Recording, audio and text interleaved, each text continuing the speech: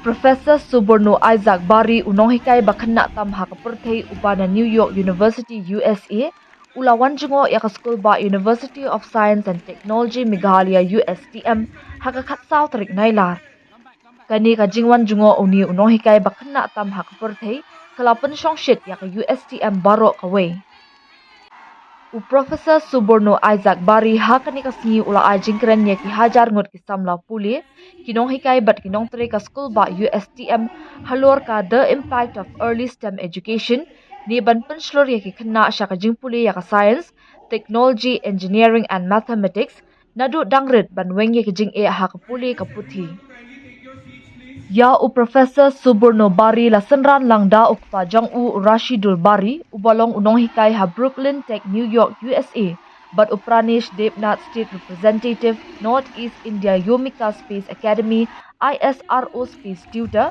but India Coordinator nakabenta Professor Suborno Isaac Bari nalor kisamla puli ka USTM ladon ru palat sanspa ngot ki khynnah ki bawannya shimbenta na ki school ba ki jaka puli bapher ha kani ka jingalang banyak ndu baru Einstein jong ka juk menta haba ajeng kren ha kate ka jingalang ubari ubadang khat arts nam karta ulaong ba ukwa ban iarap ki briew ban sngo thu ya ka mathematics bat ka science ka thong jong ka long ban long professor bat persyang ban iarap ki badon kam ya kala jingaram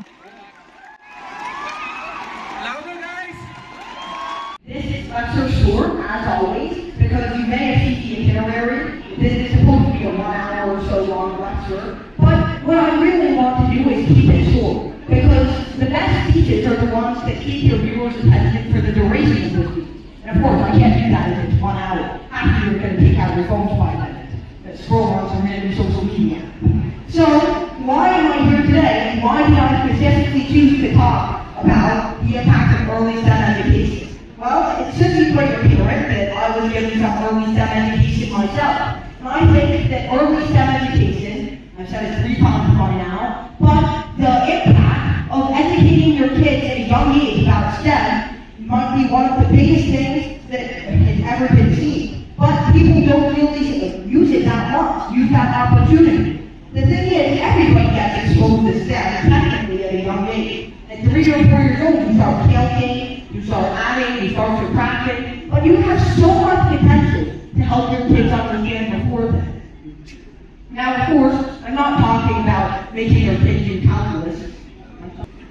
Early exposure, now that you can't hear me. So early exposure to science, technology, math, and engineering is one of the most important things any child can have. And why is that? As we become older and older and older, suddenly more and more people start getting this fixed mindset. They believe that either they are right about everything, or when they don't know, their teacher is right about everything. One time, yesterday in fact, I was giving a public lecture quite like this one, and right after a question and answer session at the iarap based in Wuhan, and we were having some high school students come on and ask me a few questions. So, one of them asked me a very profound question about set theory. If you have a set of every single set, does it contain itself? Is it even a set? And I think, personally, the answer is no. Why? Because something that contains multiple sets is not a set itself. That would be multiple iarap. It will be called a collection set, and a collection of open sets, a collection of full sets, whatever you want to call it. It's a collection set, not a set containing others. All the sets it contains are numbered. That's in the sense of real and complex analysis, not anything more. But this student refused to think anything different. This student had it with me for half an hour, while all the other students, I answered their questions in 5 minutes, and then they went away. This student told me, but I don't believe you, sir. Why do you even need the concept of collection? Cannot a set be an element of another set? And sometimes it's good to be hard to convince. Being constant in non-inertial frame of reference and how this leads to the concept of time difference. Okay, so essentially, this is a very good question. So the speed of light being constant